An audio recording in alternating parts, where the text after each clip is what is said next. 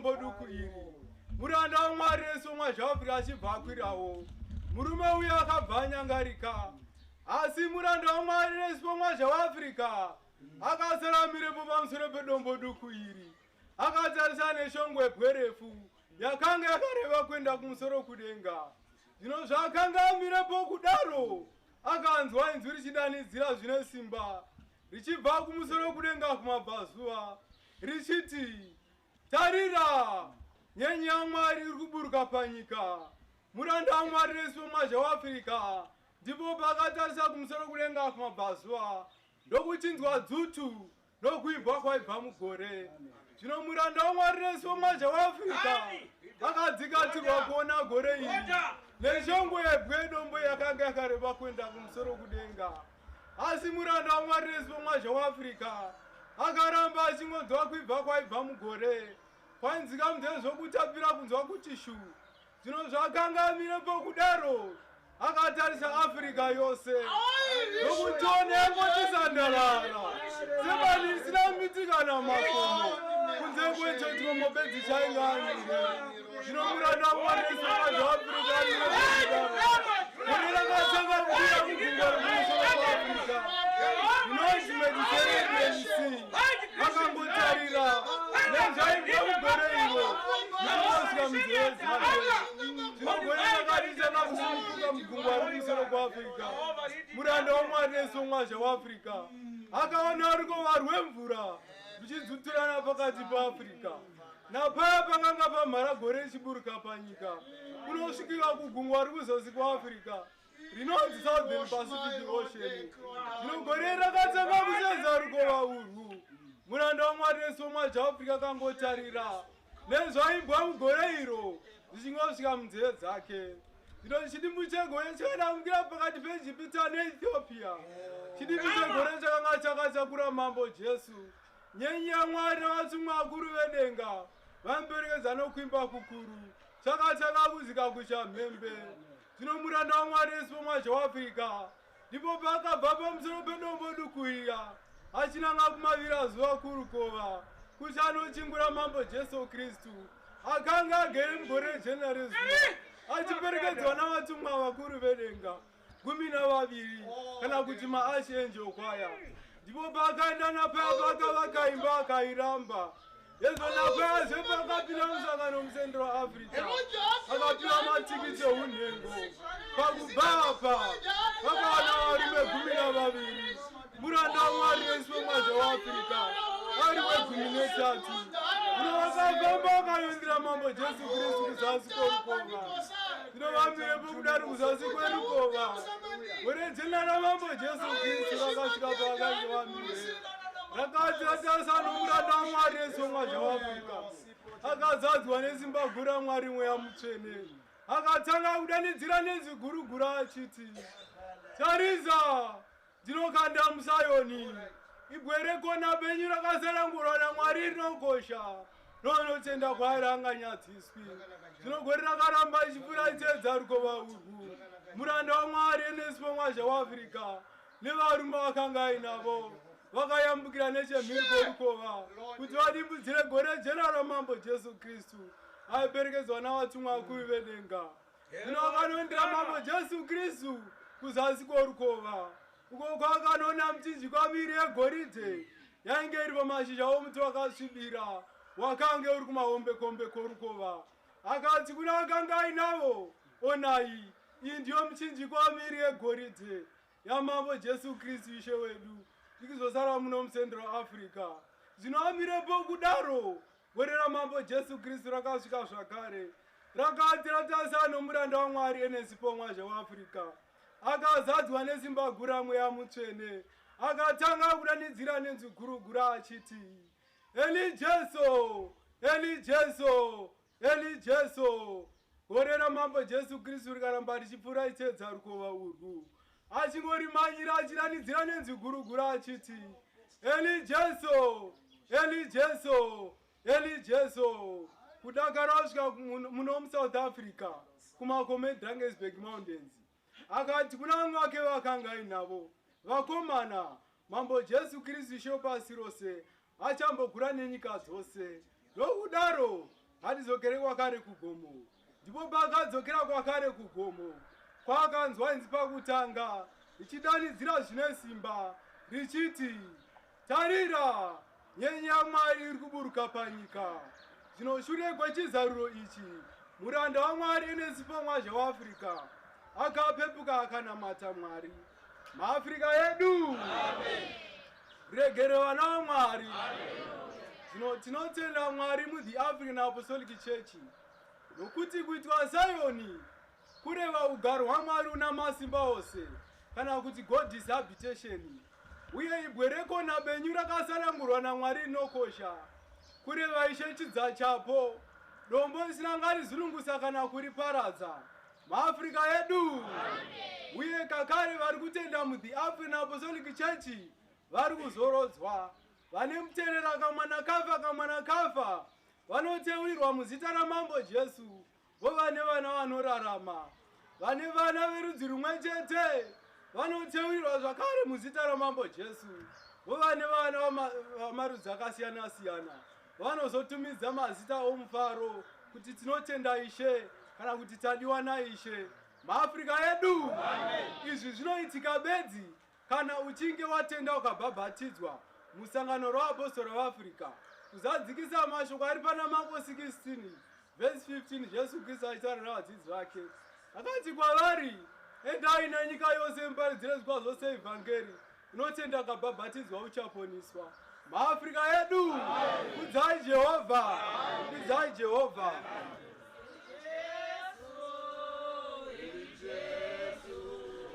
Eli Jesu, Eli Jesu, Eli Jesu, Eli Jesu, Eli Jesu, Eli Jesu, abakolwayo.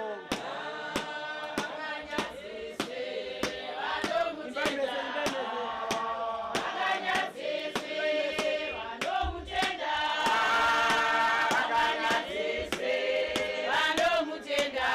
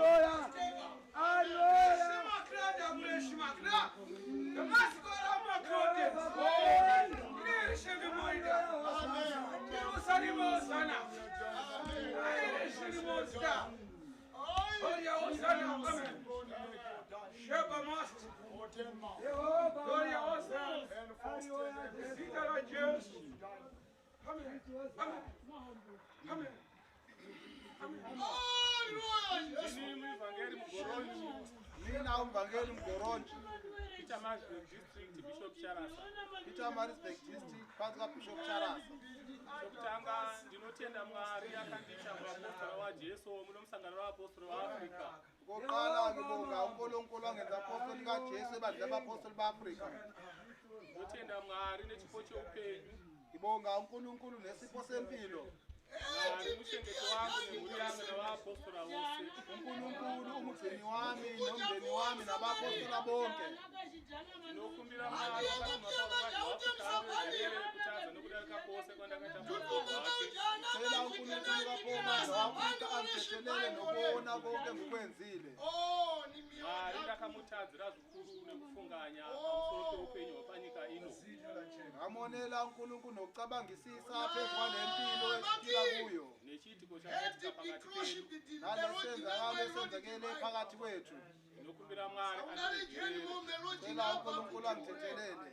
Ndakamutadzira ndakava nemibuzo mizhinji. Ngamonela ngaba nemibuzo eminingi yandakashayiwa akandipindura panguva iyoyo. engayitholanga umuntu ozongiphendula ngaleso sikhathi. Asi zvino ndinotenda Mwari wakati mwaPauro mwazi waAfrika. Kepha-ke ngiyabonga uNkulunkulu wathuma uPaul mwazi waAfrika enceku yakhe. Watisika pano ukuthi tive pano muzuva ranhasi. Wosifice lana ukuthi sibe lana usuku lwanamhlanje. Kuti tikukurirewo mabasa akanaka. Ukuze sifakazele imisebenzi emihle. Akaitikwa nomwe wedu wakavata muna Kristu. Imisebenzi enziwe nomunye wethu olele kuKristu. Muvhangeri Ernest Muradzikwa. Umvangeli uErnest Muradzikwa. Ndinotenda Mwari wakati mwaPauro mwazi waAfrika. Ngiyabonga uNkulunkulu wathuma inceku yakhe Paul mwazi waAfrika. Muvhangeri Muradzikwa handina kumuziva kwenguva yakareba yandikati yakakura zvikuru. Umvangeli Muradzikwa ngimazanga ngesikhathi eside kakhulu. Ndakatanga kumuziva mugore ra 2015. Ngaqala ukumazi ngomnyaka 2015.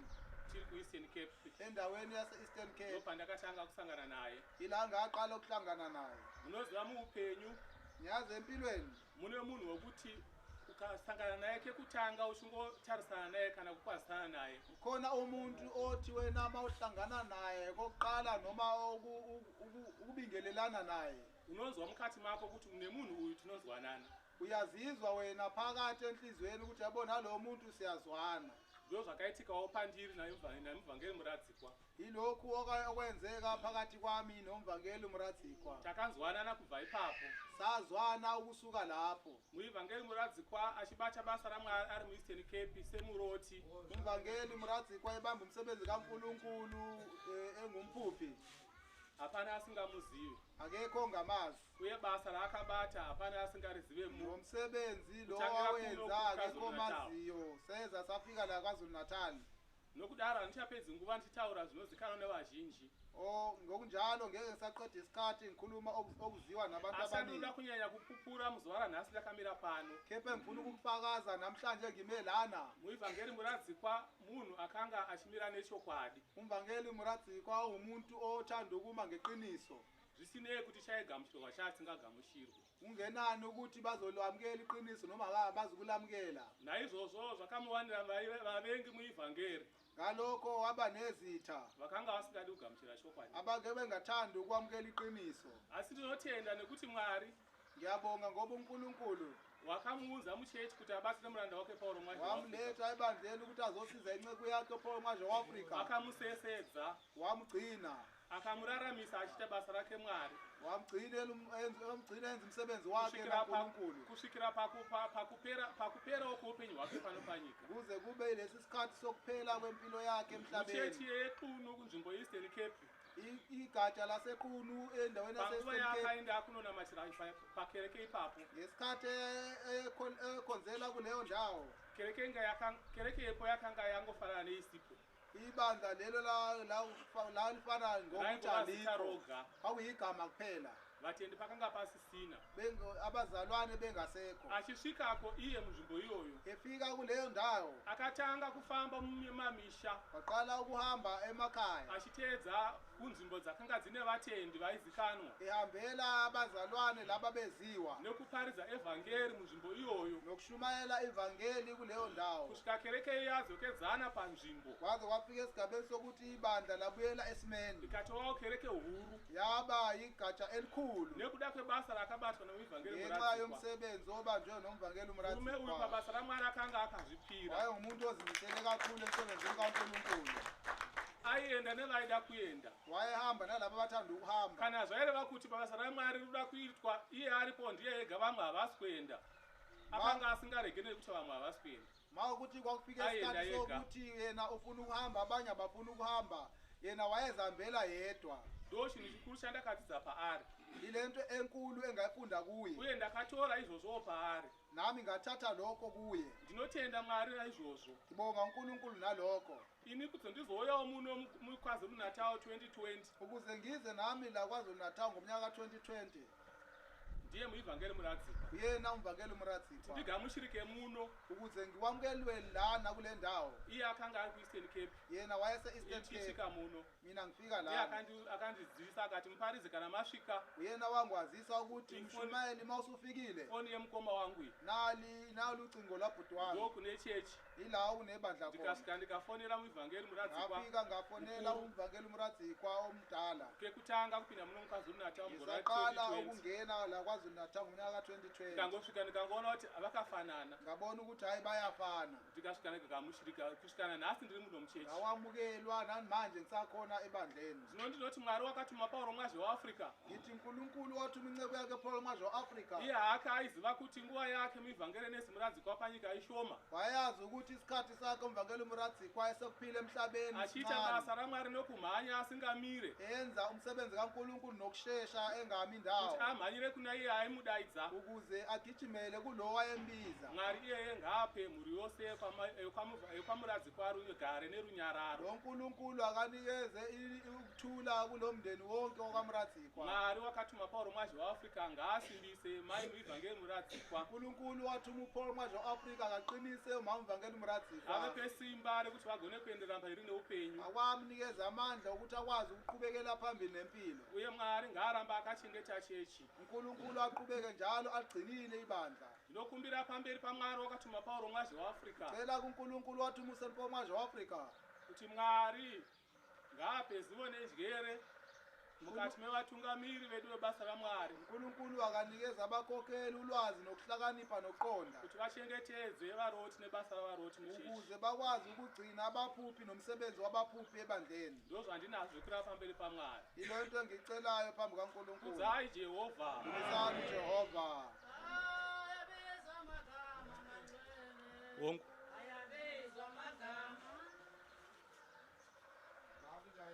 Amen. Umama ukhona la. Awumcelele njengoba usame lapho. Pane chituko chakaitika musochina Musikhathi uhlambuluka khona into eyenzeka ngoLwesine. mai ndibatsirewo Umama ukhona. pane chituko chakaitika musochina kumba kwenyu Khona into eyenzekile ngoLwesine ekhaya. makarota hope Waphupha iphupho. asi marota hope maita semunhu uya ari kudzingirirwa kuti semunhu uya ari kushaya pekutizira Ungathi umuntu obalekayo oswele indawo yokubalekela kuyo. Yebo noma cha. ngoLwesine. Ihongu. Tichingani asi ihongu ndiyo kupedza Jesu. Mvangeli ndiye aidzingirwa indakatizira pane imwe misha yangaipa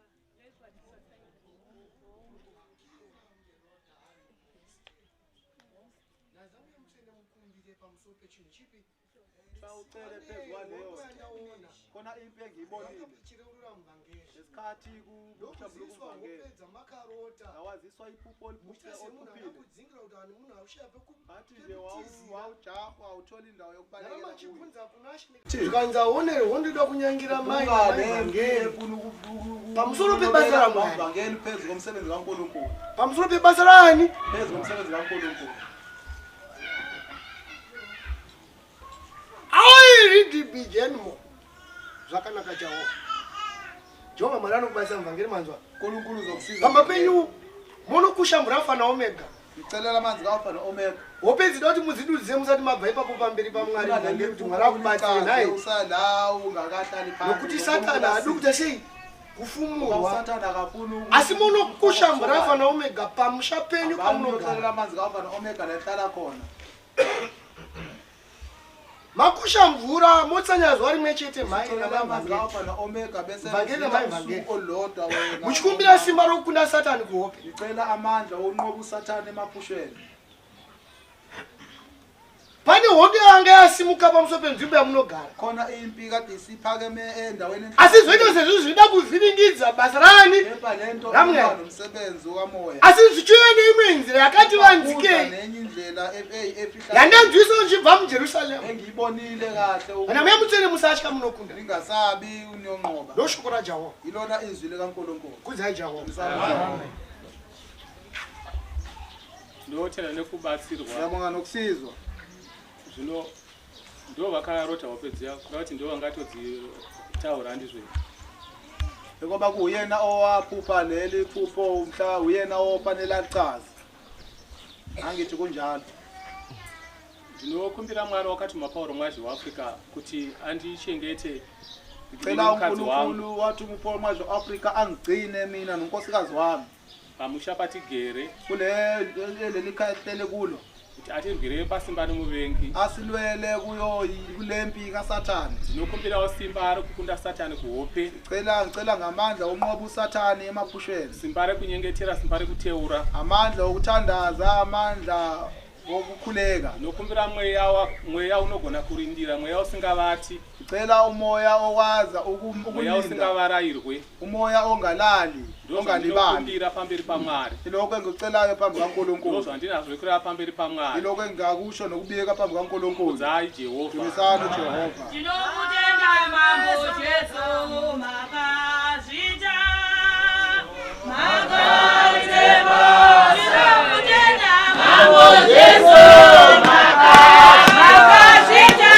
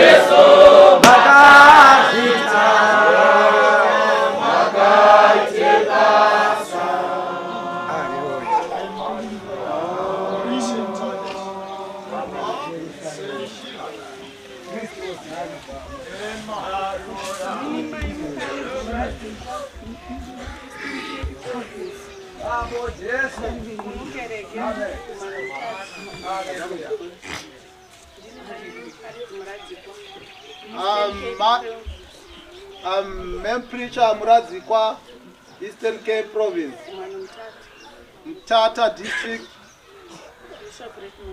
Bishop Redmond.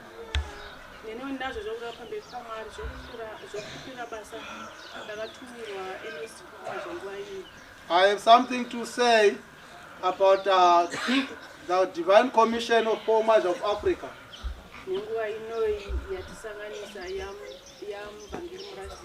At this time, where we are gathered here because of the death of Evangelist Muradzikwa.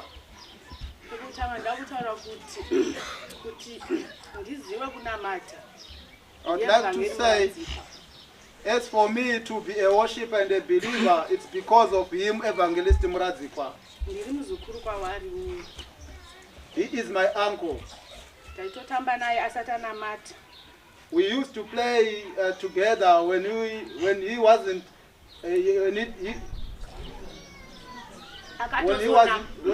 when he wasn't believing and when he was not worshiping. Before he worshipped. After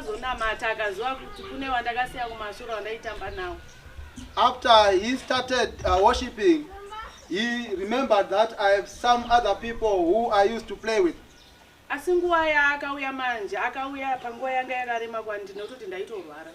When he came to me, he came by the time when I was sick. Things were not all right to me.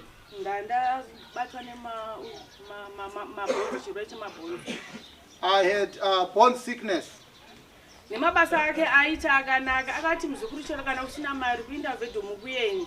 And he said to me, even if you don't have money, you are going to Winterville. He paid for us at Kunukereke and we were 6. Transport fee.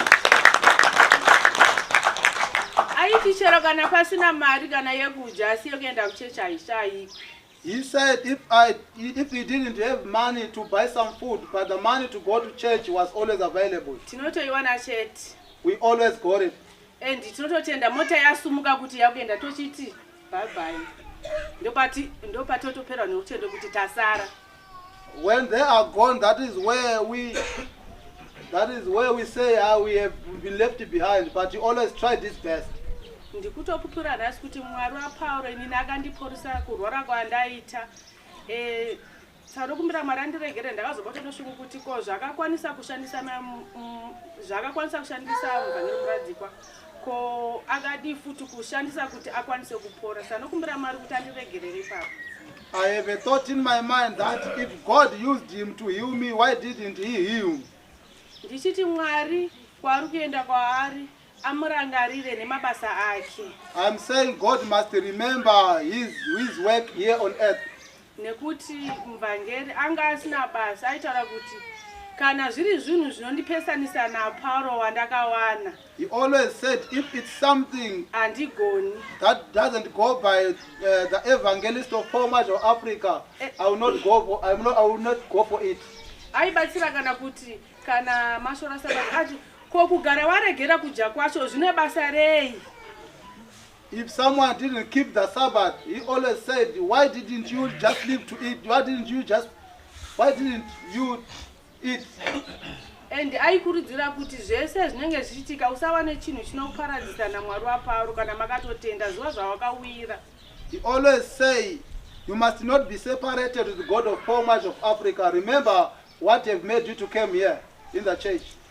Saka ndiri kutochema ngwani nditi Mwari ngawamurangarire nemabasa ake nekunukereke newamwe wese waiwatira zvakanaka neniwo zvawaita ndigone kuita andisimbisewo futi pakunamata.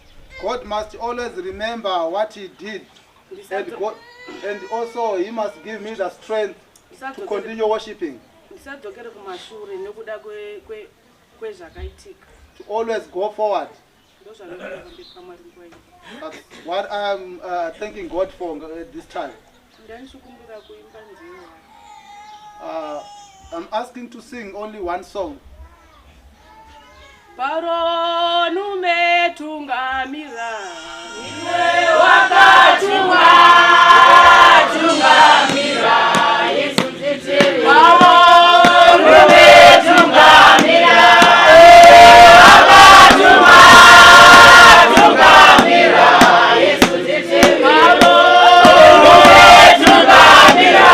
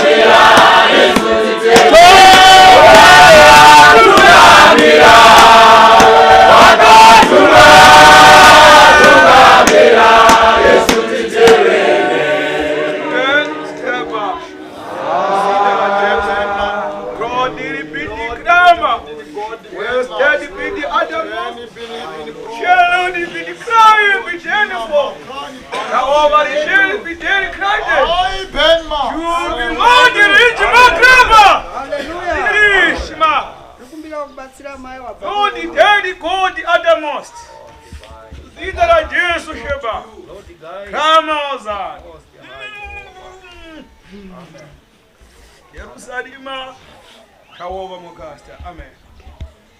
Ndati ndikubatsire zvishoma mai kakuyaurira kwamaita. I'd like to help you a little bit. Uye ndichikutarisai ndinoona kuti mune shungu dzakanyanya mumwoyo menyu. If I look at you, I see that inside your heart. Asi tese shungu dzidzo dziri kunzwika mukati meropa redu. All of us, we are also feeling that same thing. Asi vapostori vaAfrica panguva dzino ngatiite misodzi yemufaro. But at this point of time, apostles of Jesus, let us be happy. Nekuti muvhangeri muradzikwa taimuda zvakanyanya.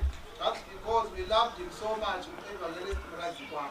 Asi chatisingafaniri kukanganwa ndechekuti anga ari muridzi wemunhu. But we mustn't forget there's an owner always. Muridzi wake ndiye akamutora, ndiye Jehovha watakaunganira pano. God took him because he is his owner. Chakandifadza pamusoro pamuivhangeri muradzikwa. I was happy because of Evangelist Muradzikwa. Wakauya kotorwa naiye Paulo Mwazha weAfrica wemene. What made me to be happy is he was taken with Paul Mwazha of Africa, him. Nekuti mweya wake wakaenda ari pamunamato. Because he so departed when he was at the prayer session. Bishop Charles wachiparidza wari mumweya wakamuverengera vhesi. Bishop Charles, when he was preaching, was in spirit.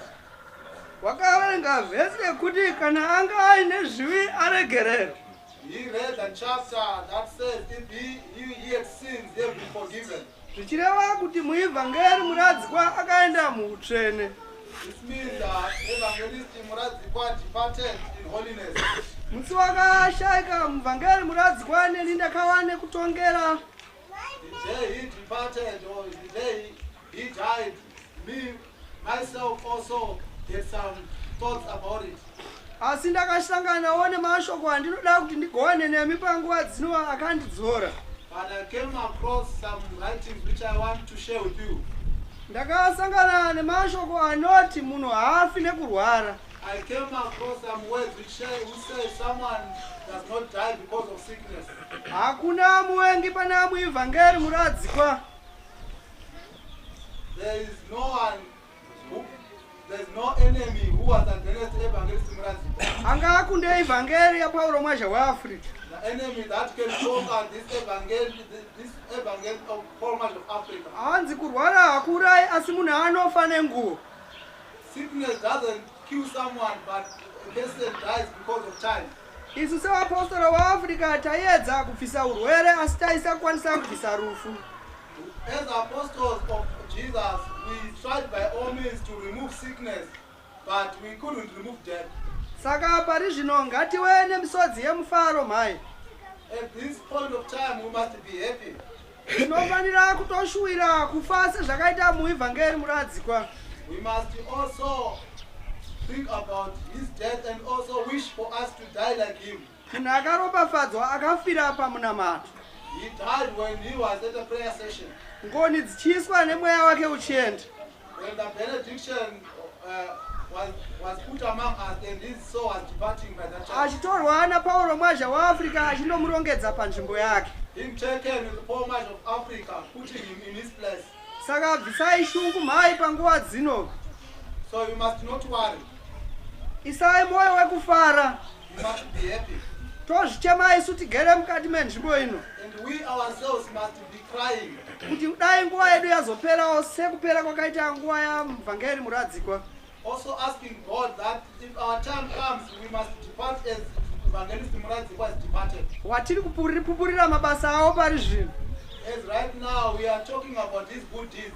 Iwo mabasa aya atiri kupupura nhasi ndo anowateera kudenga. These good deeds are the same deeds that we will follow him in heaven. Saka ngatifarei vapostori vaAfrica panguva dzino. Let us be happy apostles of Jesus at this time. Toimba tichipembera upenyu hwatakararama namuivhangeri muradzikwa. We must sing melodious songs, cherishing the moments we have with the Evangelist Muradzikwa. Ndo zvandati ndikubatsirei nazvo mhai panguva dzino. Those are the few words that I wanted to give to you. Kudzai Jehovha. Kudzai Jehovha.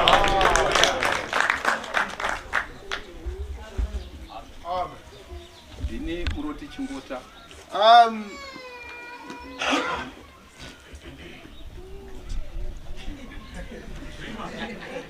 Dreamer Chingota. KZN Province. KZN Province. Bishop Charas. Bishop Charas. Nazo zvikura pamberi pouswa Mwari. I have something to say before the Lord. Chokutanga ndotenda Mwari akandita apostoli waJesu musangano raapostoli waAfrica. I thank God who made me apostle of Jesus in the African Apostolic Church. Ndokupira kuti Mwari andiregerere pakutadza nokudarika kwangu kwose. May the Lord forgive me for my sins. Mwari takamutadzira nokufunganya pamusoro poupenyu. Uye ndokumbira kuti Mwari akatuma Pauro Marshal waAfrica andiregerere. May the Lord of Paul Marshal of Africa forgive me. Ndakamutongera. I sinned because of thinking too much. Zvino ndoda kumutaura zvishomanana pana muevhangeri Muradzikwa. I would like to place few words about Evangelist Muradzikwa. Nokufunganya pamusoro pourufu hwake. I thought too much because of the death of Evangelist Muradzikwa. Pakumuziva kwandakaita muvhangeri Muradzikwa ichibva kuPretoria ndichiuya kuno kuDurban. I knew him when I was coming from Pretoria to Durban. Tainamata tose paStenga. We used to worship together at Stenga. Saka anga achiri munyori. He was a scribe by that time. Asi waiti kana akakubatsira wainzwa kuti ndabatsirwa nemashoko akanaka, asi iye auchonyatsoona kuti uyu munyoro mudiki kwandiri kwazvo. When he helped you, you would see really that have been helped with the wiser words. But looking at him, he was young by then. Saka takava neushamwari. We became friends. Pakambobva ndokudzokera kunyika yeZimbabwe. And he departed and he went to Zimbabwe. Ndokudzokazve kuno kuSouth Africa. And he came back here in South Africa. Paakadzoka kuno akadzoka akundishamisa nokuti akanga akuprofita. When he was back, I was amazed because I saw him. He was now prophesying. Chinhu chakandishamisa ndechekuti paakabva kuno kwaari munyori achienda kunyika yeZimbabwe. When he departed from here to Zimbabwe, akanga asina profita. He wasn't prophesying. Asi paakadzoka, when he came back, takaita sowe panzvimbo yeBalito. We have a wilderness gathering in Balito. Akaprofita zvakandishamisa. And he prophesied with something that amazed me. Saka adzoka kunoku akazoenda kunzvimbo yekuEastern Cape. When he went to Eastern Cape, mupfungwa dzangu nomumoyo mangu noushamwari hwangu naye hakuna kupera. In my mind, I knew he is still my friend. Ndakazonoshandira kunzvimbo yeEastern Cape kwakanga achigara. And I also went to Eastern Cape to do some work. Ndasvika kunzvimbo yeEastern Cape.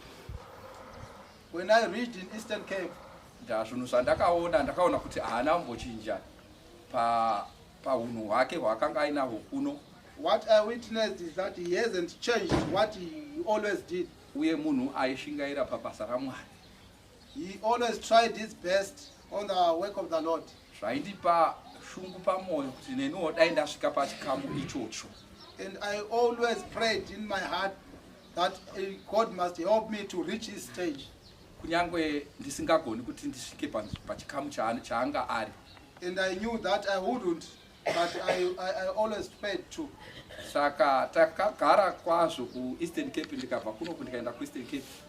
Ndaisvikira kumba kwake. I lived for quite a while in Eastern Cape, and I was living in his homestead. Uchinyatsoona kuti upenyu hwaari kurarama dai Mwari amubatsira kuti asvike panzvimbo yokuti pamwe yandanga ndiriwo panguva dzacho idzodzo kuti Mwari amuzarurire mabasa kunyanya. I always ask God to bless him with some work. Zvinhu zvaindishungurudza mukati memoyo nokuti waiona kushingaira kwake kuti munhu haana, asi sacrifice yaari kupa pabasa raMwari yakanyanya. I always see that he didn't have enough, but he always tried his best Saka to give all in all. zvaindipa shungu pamwoyo. And that touched my heart so much. Uye ndoda kutenda Mwari yakava shamwari yangu paupenyu hwangu. He became my friend in my life. Ndine zvakawanda zvandakadzidza paari. I have so many things that I learned from him. Though ndichirati ndiri inini panyama ndiri mukuru kwaari. I am older than him. Asi ndine zvakawanda zvandakadzidza paari. But I learned so many things from him. Ndokumbira kuti Mwari akatuma Pauro Mwazha-Africa amugamuchire mweya wake. May the Lord who sent Paul Mwazha of Africa nokuti kutonga kwaJehovha kwakarurama. give him rest, because he is the one who has power all over everything. Ndokumbira kuti Mwari akatuma Pauro Mwazha-Africa anyaradze mhuri yekwamuradzikwa.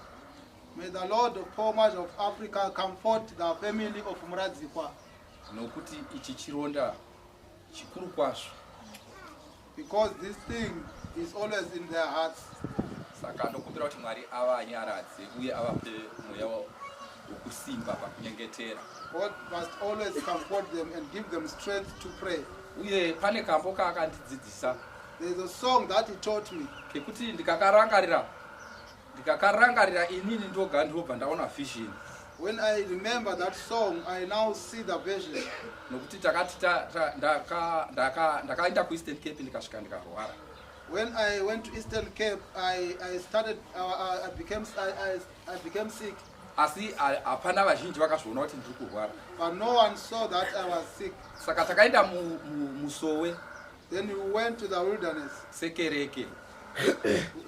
As a parish. Saka ndakareurura ipapo ndikati pane chinhu chinotikonesa kuti ndiite basa raMwari. And I said there's something that blocks me from doing the God's work.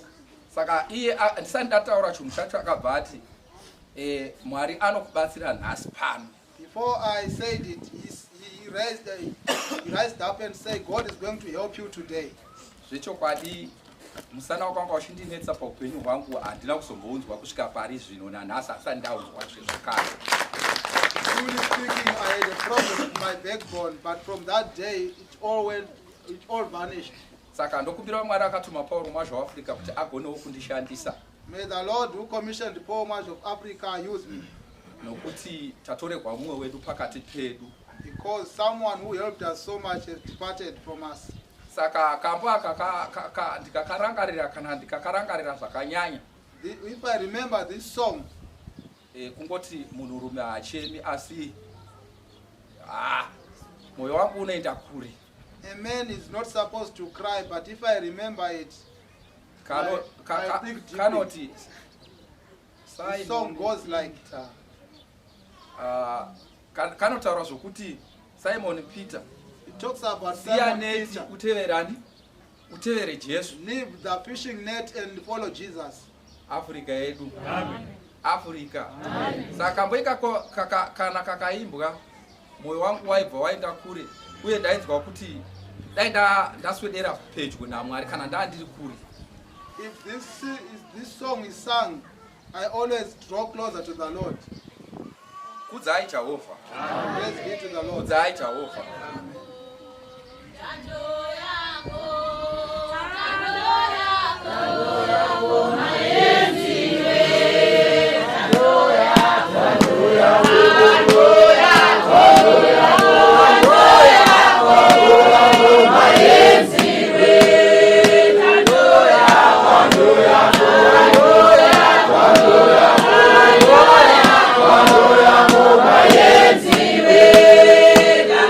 Yeah.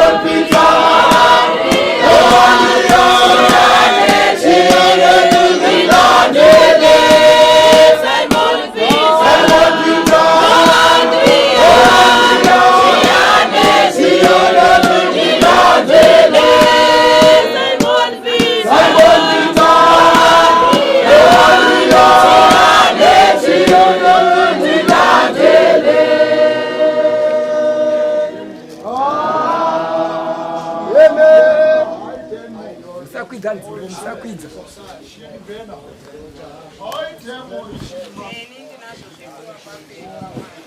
I have something to say before the Lord.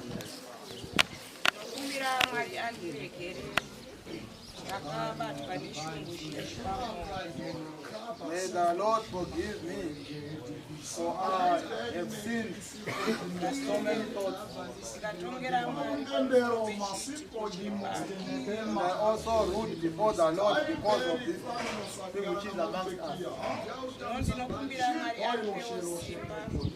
May the Lord give me strength so that I will cry with belief. I am the witness to the gospel of the Lord Jesus Christ.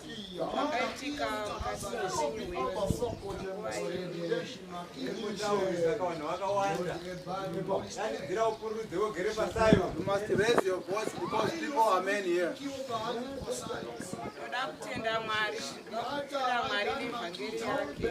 would like to thank God.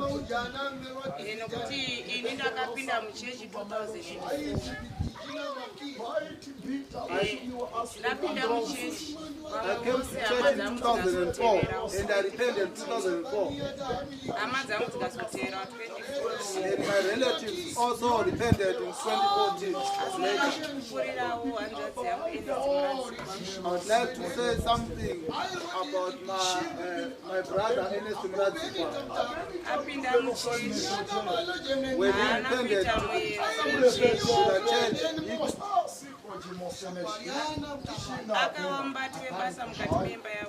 he did Lord his work in his house. We worshipped like that up to now.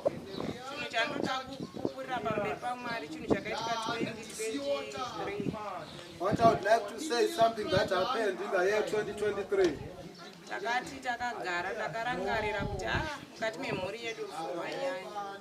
When we were relaxed, I once thought that death is too much amongst us. And I talked about it to Evangelist Ernest Mrazikwa.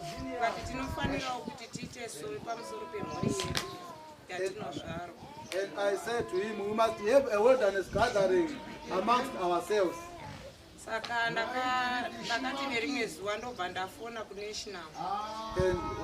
one of the days I made a phone call.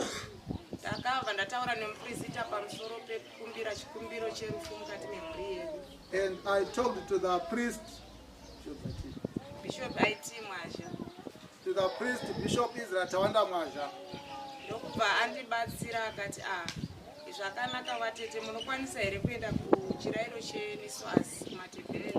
And he said to me, okay, it's all right.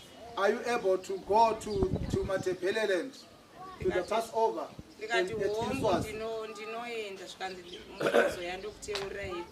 And I said, yes, I can. And he said, okay, if you are there, come, I will pray for you. It was on Wednesday. We're going on Friday. When we were about to go to the Passover, my son was carrying some bags to go to the road, going to the road. And I was behind locking the doors. And I fell and I was injured on the leg and I broke my leg.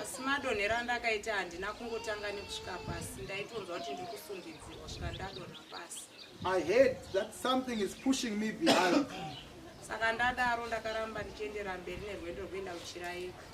And I continued going to the Passover. Sabbath morning I went to the priest. When I reached the gate,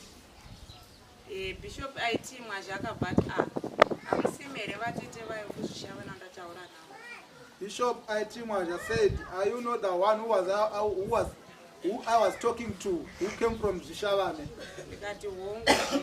And I said, I'm the one. And he said, this is the devil who is fighting against you. ndakabva ndateurirwa And he prayed for me. vakazadzisa chikumbiro chandandakumbira And what I asked for. ndokubva ndabatsirwa ndikaiswa plasta kumusasa wehealth. And I went to the health department and they put a plaster on my leg. satani haana kuneti The devil, he didn't get tired. akaramba achirwa neni He always fought. asi chikumbiro chandakanga ndakumbira cherufu kubva 2022 sezvo mumhuri medu maifa vanhu 4 pagore chakabva chamira kusvika pari zvino. But what I've asked for God to cut death amongst us, that thing didn't happen from 2022 up to now. Saka ndakazorwarawo muna February gore rino. And in the month of February, I became sick. Ndakati ndarwara ndakazosangana nehanzvadzi yangu mvhangeri Ernest Muradzikwa kuguwako. And I met with my brother Evangelist Muradzikwa at Guambwa Shrine. Apa ndaitotarisira kuti sezvo ndiri ndinorwara ndichanosanganawo nehanzvadzi dzangu ndiri mutano. And I thought, as I am the one who is sick, maybe my fellow brothers and sisters are all right. Takati tasvika panzvimbo yeGuambwa. But when I reached the Guambwa Shrine, ndakatoona kuti ini ndaitove nani nezvazviri muvhangeri. I just witnessed I was better than the situation Evangelist was in. Chinhu chakandibata ndakava nekufunganya mukati muupenyu. I had so many thoughts. Asi ndakazvisimbisa ndikati Mwari waPauro ndipa nzvimbo tsvene. And I just said to myself, God of Palmage of Africa, I am on a holy shrine. Ndikati chitibatsira utirape pano. Help us and heal us here. Takasangana namuvhangeri Muradzikwa mukuru nasekuru wedu Dhamu. And we met with Evangelist Muradzikwa, the elder one, and our uncle Dama. Tichizamawo kuti hanzvadzi yangu Ernest ateurire. Trying by all means for our brother to be prayed for. Asi haana kukwanisa kuteurira. But it didn't happen. Akazogara ndakasara ndichirwarawo iye akauya kuno achirwarawo. He came back here, but he was sick, and I was left in Zimbabwe also sick. Asi chinhu chataisimbisana pakurwara kwataita. But the words we always tell each other Ini ndaive netarisiro yekuti ndinotanga kufa muvhangeri achisara. I thought in my mind that I am the one who is going to die first. Kuti chinhu chandaitaura namuvhangeri nguva dzangu zhinji ndaiti Mwari akagona kutora ini unozondibatsira kuchengeta umhuri wangu. And I always tell him, if God takes me from this earth, you are the one who is going to look after my family. Nekuti nerimwe zuva takagara akambouyawo kumusha kwangu kumba kwangu. He came, he once visited me. Saka taiti takagara tichikurukura zvedu seupenyu.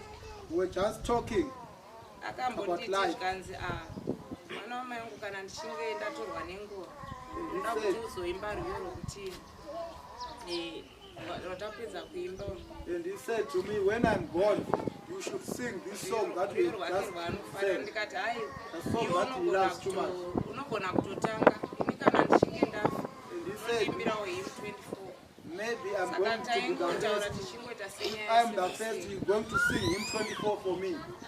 asi vana vangu akavadzidzisa rwiyo rwokuti tando yako kusvika pari zvino wakutorugona zvisingaiti. He taught my children the song which we sang, Tando Yako, and my children are now able to sing it. Akati vazukuru kana ndazofa unofanira kuimba rwiyo. And he said, you must sing this song. Saka chinhu chinondibata pamwoyo kuti ndinonge ndichitarisira kuti vhangeri ndichamuviga. I was tongue-tied because I didn't expect that I'm the one who is going to bury him. Asi nekuda kwaMwari, But because of God's time, Mwari aita kuda kwake. God has done what is best for him. Nekuti ndiri kuno kunzvimbo yeSouth Africa. When I was here in South Africa, ndakati muvhangeri auya kuno kumba kwamuvhangeri kwatatiri. when Mvangeli visited his older brother, Achiteurira. when they were praying for him, Chinhu chandaitonyanya kutosimbisa indaingoti Mwari waPauro zaziva chirevo chako. I was always saying, God of Palmage of Africa, do what's best. Asi chirevo chandaiti zaziva chirevo chako ini panyama ndaiti zaziva chirevo chako kuti mwanakomana wako asimuke abate basa rako. In my thought, I thought that God must help him and heal him so that he can do your work.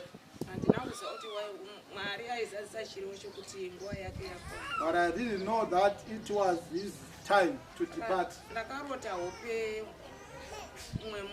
I had a dream one of the days.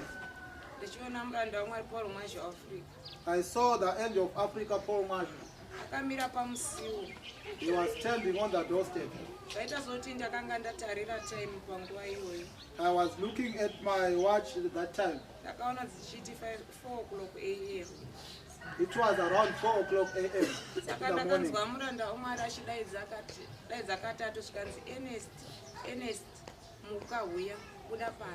I heard the voice of servant of God, Paul Marshall of Africa, calling him, Ernest, Ernest, come outside.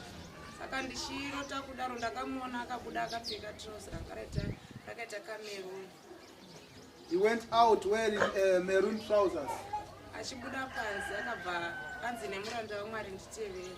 And the servant of God, Paul Marshall of Africa, said to him, follow me. And I also wanted to follow them.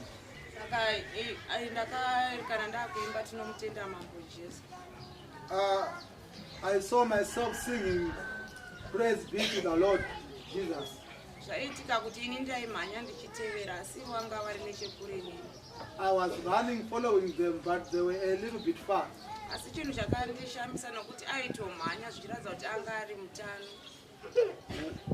What amazed me is that he was running like he was fit.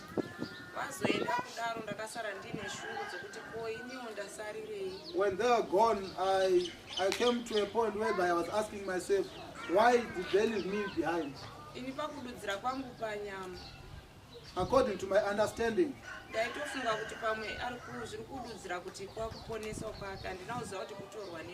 I thought maybe it was time for him to be healed. Little did I know that it was time for him to depart. May the Lord Jesus help us, comfort us, and also comfort the parish with all the good deeds that he did. God must remember him. And also us, God must help us so that we can always follow his steps, doing the teachings of St. Paul Marshall of Africa. May the Lord help us when time comes to go to Zimbabwe,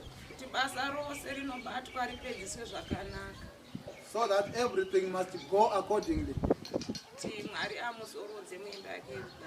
And God give him rest. God also, may the Lord also comfort my brother Vangeli Muradzi, who is here, with everything that he does in our family. Love must always prevail in his heart. And God, may the Lord bless him.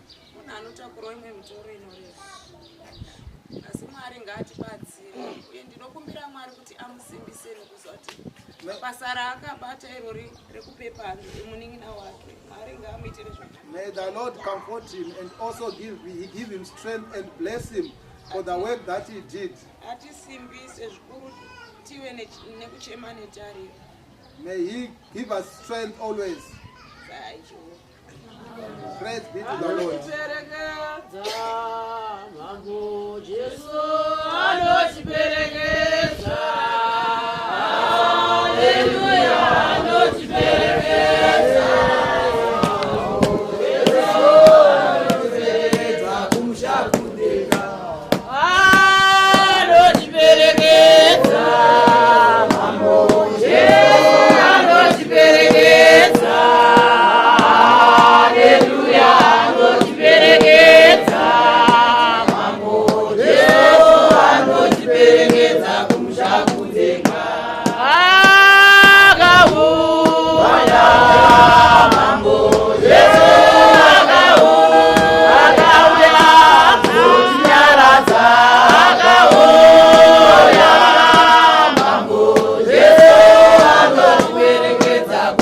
Kudenga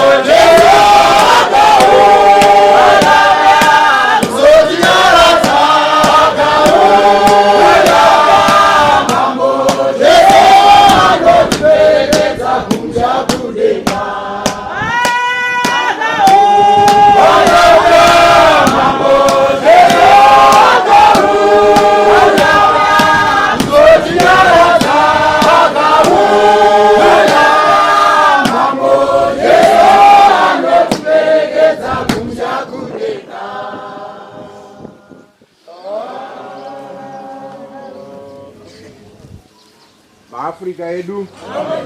Afrika. Ya nekuda kwenguva ari kureurura wende achida kupedzisira muzuva ranhasi. Kudzai Jehovah. Kudzai Jehovah. Because of time.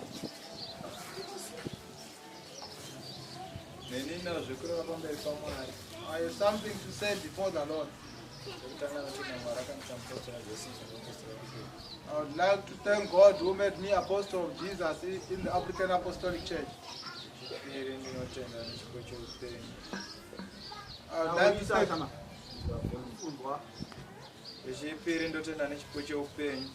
I thank God for the gift of life.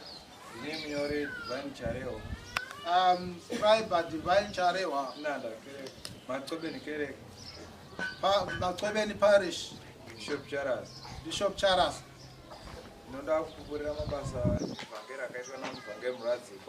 I would like to say a few words about the things, good deeds that Evangelist Muradzikwa did for us.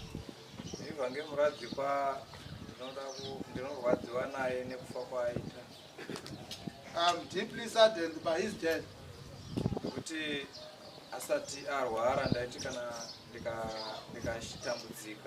Before he was sick,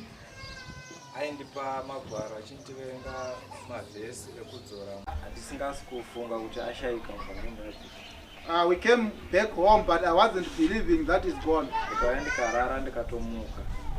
And I slept and I woke up.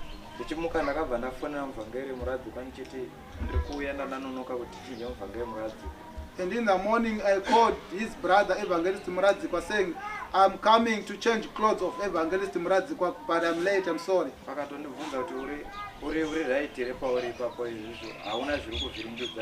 And he asked me, are you okay where you are? Everything is okay with you. But I didn't realize why he was asking me such a question.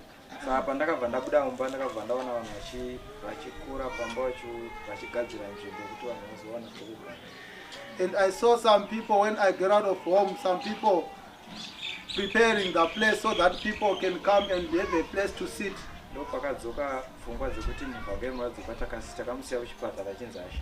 Oh, that's where I remembered, oh, we left him.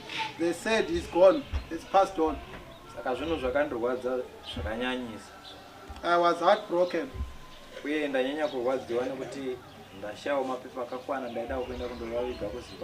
I wished to go with him for his burial arrangements, but the problem is my paperwork is not all right.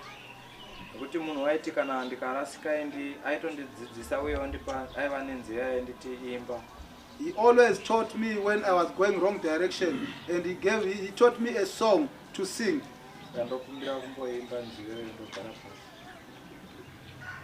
Can you allow me just to sing that song that he taught me?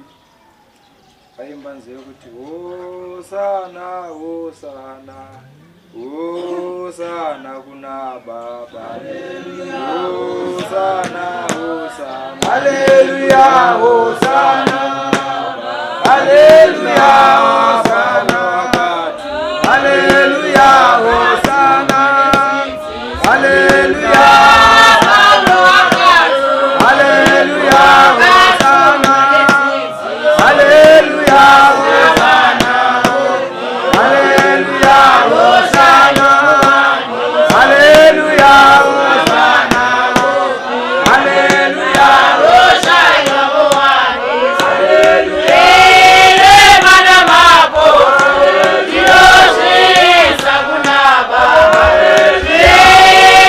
Mana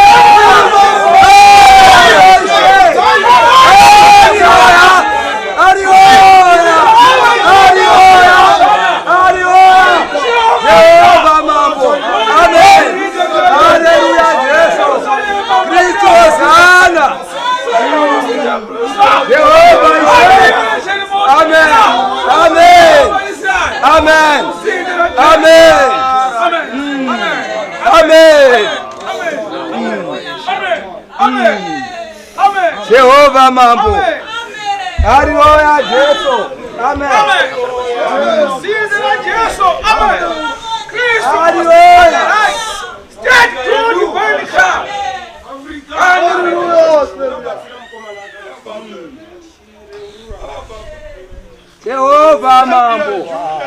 Haleluya Yesu. Kristo Hosana. Haleluya. Jehova mambo. Haleluya Hosana.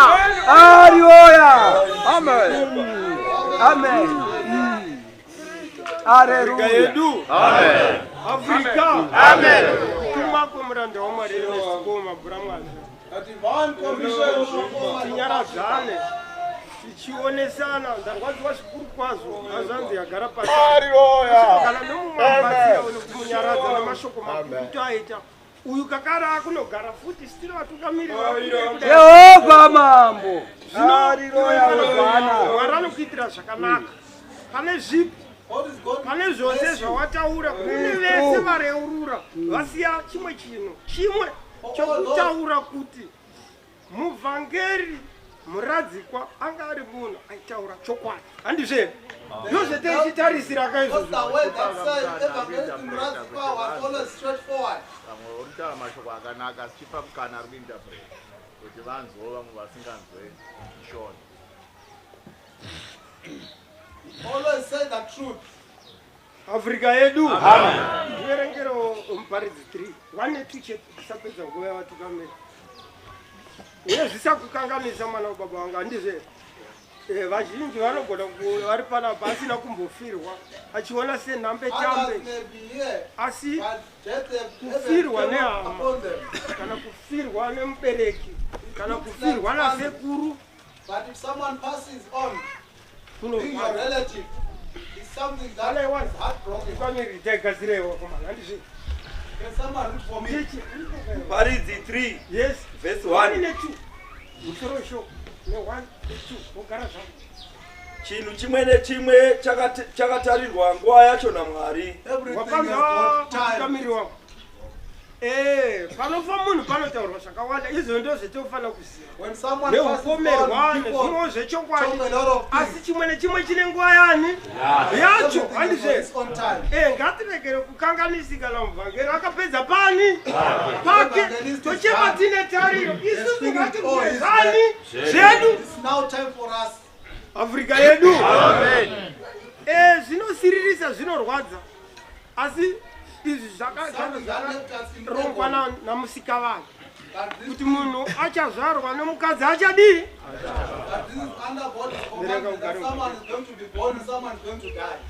chinhu chimwe nechimwe chino musi wacho uye shoko rimwe nerimwe pasi pedenga rine nguva yaro nguva yokuberekwa nenguva yokufa nguva yokusima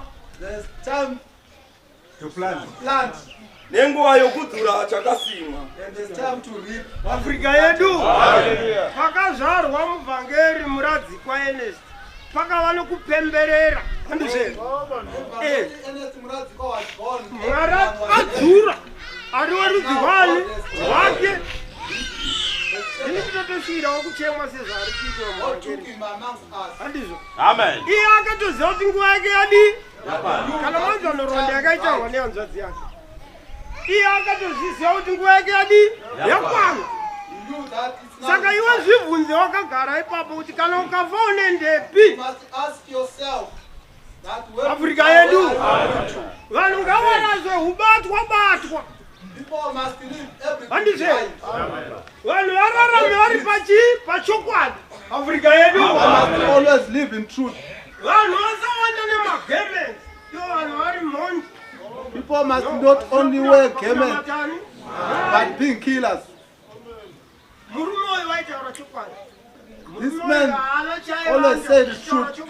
zvimwe zvinokwava kuti zvipupurwe kunyange nevachaenda nyika yeZimbabwe. Everyone must talk about it that you are men of truth, even those who are going to bury him.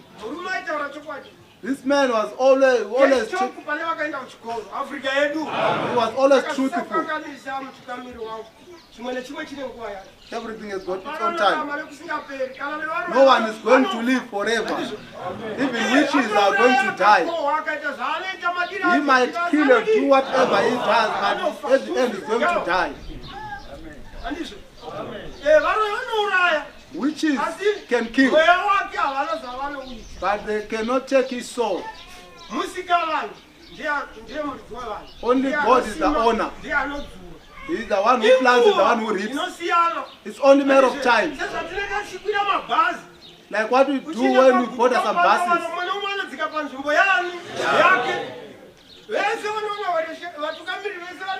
Everyone who is here, it's only a matter of time. But when time comes, he goes. Saka izvo zizi mwana baba wangu neanzvadzi yangu yagara pasi mashoko anorwadza zvinosiririsa asi tongosimba pamberi paMwari tichiziva kuti muridzi watora ruvarano rake ende uyu uchapuri panapa hapana mbotaurwa zveumhondi handimanza dzimbo dzake dzaimba panapa tirikuziona vari kumukanda pasocial media nepakasiyana siyana igamba raporo mwazhawei weAfrica iwe chibvunza kuti wozozikanwa nezvipi handizvo hapana zingazimuvhangeri muradzi uyu mukoma wake ndasikatomuzivi ndaitobvunza muvhangeri muchenje asi iye manje anozikanwa pasi rese ndataona vanhu vari kurustenburg vakati abva here kueastern cape asi tatinaye papi nokuti igamba rapaurwa mwazvo waAfrica handizve munazviramba igamba ini muono wangu zvangu kudeka unoenda hake vanhu chero mukati usapupura nhema uyu anoenda because uchapupuri pano hauna urombwa hauna chakaipa chakaitira munhu handizve munhu haushayiwa anokuvenga yes but ndinotenda kuti Mwari wakatuma Pauro mwazvo waAfrica amutungamiri uye vachaenda nyika yeZimbabwe Mwari ngaavatungamiri kuenda nokudii nokudzoka shuviro yako yekuinda nasekuru kana kuti namuvhangeri nokuda kwemapepa iye Mwari anoziva mweya wako uri kumuperekedza muvhangeri kudzai Jehovha.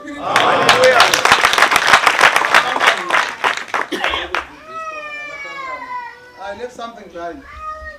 Notenda Mwari nekuti pandakataura nemuprista waMwari akazondidavira chachifumi chacho. When I called the priest of God, he answered on the following morning. Akandichema netariro muridzi werowa Athena.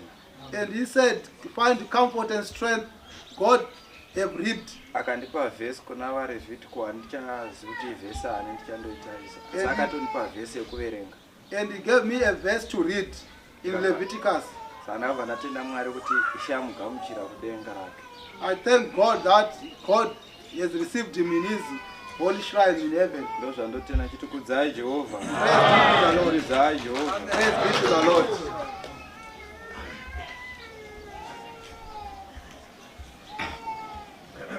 Maafrika yedu regere vana vaMwari zvino nekuda kwenguva hapachaverengi zvakazarurwa 5. Because of time we are not going to read Revelations 5.